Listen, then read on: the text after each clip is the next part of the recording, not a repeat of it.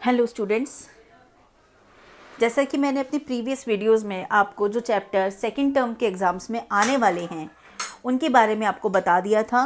उनके extra question answers आपको करवा दी हैं। इम्पॉर्टेंट टाइमलाइन जो आएगी, जो इम्पॉर्टेंट डेट्स हैं वो मैंने आपको करवा दी हैं। तो अब आपको उन चैप्टर की सिर्फ प्रिपरेशन करनी है और एग्ज़ाम्स के लिए याद करना है सब कुछ जो भी मैंने आपको करवाया है। ध्यान रहे, चैप्टर के बीच में से कुछ भी आ सकता है, तो जो भी टॉपिक्स आपको आ रहे हैं एग्ज़ाम में वो सारे टॉपिक्स जो है आप ध्यान से पढ़ेंगे, चैप्टर को ध्यान से रीड करेंगे, जिससे कि आपको एग्ज़ाम में दिक्कत ना हो सके। तो अब चूंकि आपका ये सारे चैप्टर्स हो चुके हैं तो हम लोग जो है एक्स्ट्रा क्वेश्चन आंसर्स करेंगे स्टार्टिंग से, क्योंकि आपके एक्स्ट्रा क्वेश्चन आंसर्स अभी तक नहीं हुए थे। तो हर चैप्टर के मैं आपको एक्स्ट्रा क्वेश्चन आंसर्स आपको करवा दूंगी, क्योंकि कुछ नहीं पता फाइनल एग्जाम में कौन सा चैप्टर आ जाए कि पूरा सिलेबस आ जाए, कुछ नहीं अभी कह सकते। तो जितनी हम लोग तैयारी कर सके उतना हमारे लिए अच्छा रहेगा। तो आज हम लोग चैप्टर 1 से ही स्टार्ट करेंगे, राइज ऑफ क्रिश्चियनिटी। अगर किसी को किसी भी तरीके की प्रॉब्लम है तो वो मुझे बता सकते हैं। कैसी प्रॉब्लम होगी अपनी क्लास टीचर को आप बता दें, वो मुझे आपके मैसेज कन्वे कर देंगी। तो आज हम उसी के क्वेश्चन आंसर्स कर रहे हैं एक्स्ट्रा। इसमें सबसे पहला क्वेश्चन है आपका, describe what is baptism. Baptism क्या होता है?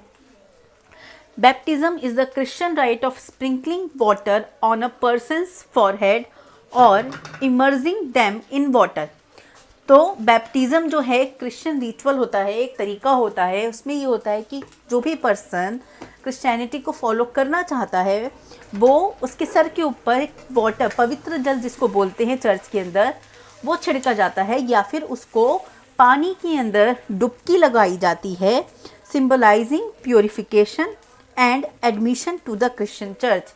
ये सिंबलाइज करने का कि अब वो पवित्र हो चुका है पवित्र जल में नहाकर, और अब वो क्रिश्चियन चर्च में आ सकता है, अब उसका क्रिश्चियन चर्च में एडमिशन हो गया है। तो ये सिंबलाइज करने के लिए बैप्टिज्म किया जाता है। नेक्स्ट क्वेश्चन है आपका, why was Byzantium named Constantinople. कि बाइजेंटियम को जो है वो कॉन्स्टेंटिनोपोल का नाम क्यों दिया गया? तो इसका आंसर है, Byzantium was named Constantinople in honour of emperor Constantine. यानी कि जो एम्परर थे कॉन्स्टेंटाइन, उनकी ऑनर में, उनको ऑनर देते हुए बाइजेंटियम को जो है वो कॉन्स्टेंटिनोपोल कहा गया। क्यों कहा गया? क्योंकि ये जो एम्परर थे इन्होंने क्रिश्चियन धर्म को स्प्रेड करने में बहुत मदद करी थी। इन्होंने जो है इसको स्टेट रिलीजन बनाया था। इनसे पहले तक क्रिश्चियंस के ऊपर जो है बहुत अत्याचार भी होते थे। इन्होंने क्रिश्चियन धर्म को आगे बढ़ाने में बहुत मदद करी। इन्होंने खुद भी इस धर्म को फॉलो किया और इसीलिए इनको ऑनर करते हुए इसका नाम जो है कॉन्स्टेंटिनोपोल रख दिया गया। नेक्स्ट क्वेश्चन है आपका, What advice did Jesus give to his followers? Jesus ने जो है अपने फॉलोअर्स को क्या एडवाइस दिया? तो Jesus advised his followers to mould themselves in the image of God. उन्होंने अपने फॉलोअर्स को ये कहा कि वो भगवान की इमेज के अकॉर्डिंग अपने आप को परिवर्तित करे, अपने आप को मोल्ड करे, अपने आप को चेंज करे। उन्होंने ये बोला कि he told to love our neighbours, कि हमें अपने पड़ोसियों से प्यार करना चाहिए, इंक्लूडिंग द पुअर, गरीबों से भी प्यार करना चाहिए, the sinners and even our enemies, जो पापी है उनसे भी प्यार करना चाहिए और अपने दुश्मनों से भी प्यार करना चाहिए। हमें किसी के प्रति कोई भी द्वेष की भावना या गुस्से की भावना जो है हमें नहीं रखनी चाहिए। हमें सबसे प्यार से पेश आना चाहिए। टू हेल्प द नीडी, जो ज़रूरतमंद हैं उनकी मदद करनी चाहिए। And do good even to those who harm us, और उनके लिए अच्छा करना चाहिए जो हमें नुकसान पहुंचा रहे हैं, उनके लिए भी हमें अच्छा करना है। कि हम उनके लिए भी बुरा भावना जो है मन में नहीं लाए। ये जो बदले की भावना होती है कि सामने वाले ने हमारा बुरा किया तो हम भी उसका बुरा करेंगे, ऐसी भावना हमें नहीं लानी है।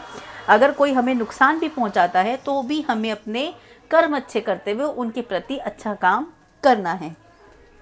To forgive our enemies and win them over with our love, कि हमें अपने दुश्मनों को माफ़ करना चाहिए और उनको प्यार से जीतना चाहिए। अगर आपने चैप्टर पढ़ा हो तो मैंने आपको बताया था कि जब जीसस को क्रूसिफाइड किया जा रहा था और उनके नेल्स उनके लगाए जा रहे थे, ठोकी जा रही थी, उस वक्त भी वो भगवान से यही कह रहे थे कि भगवान इनको माफ़ करो, इनको पता नहीं है ये क्या गलत काम कर रहे हैं, इनके जितने भी काम इन्होंने करे हैं उन सब कामों को उनको माफ़ करके इनको मुक्ति दो। तो वो उस वक्त भी उन लोगों के अच्छे के लिए सोच रहे थे जो उनको मौत के घाट उतार रहे थे, और वही उन्होंने जो चीज़ खुद फॉलो करी वही उन्होंने अपने फॉलोअर्स को भी फॉलो करने के लिए कही कि आप भी जो आपके साथ बुरा भी कर रहा है उसको माफ़ करने की हिम्मत रखो और उनके प्रति भी अच्छी भावना मन के अंदर लाओ।